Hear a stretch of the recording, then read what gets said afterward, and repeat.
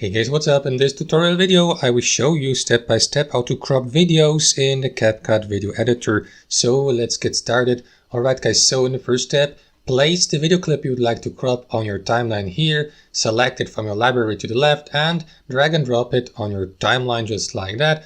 And what you want to do next is for example adjust its length if needed, and after that right click on your video clip here on your timeline and select edit and next crop ratio from that drop down menu. There you go. That will allow you to crop your image, for example, by left clicking and holding the corners or edges of that video clip of that frame here to crop it just like that. So you can choose a custom cropping or select a preset cropping here from that menu to the right, like 4:3 or 9:16, and customize that cropping as well. And what you want to do next, guys, is for example work on the rotation of your video. For example, if you'd like to, I don't know, 45 or 90 degrees, just like that. Just play around here as much as you like, guys, and once you're content with your results, simply click on that button here in the bottom right corner to apply the rotation and the cropping effect. And that's basically it. Thanks for watching and have a wonderful day.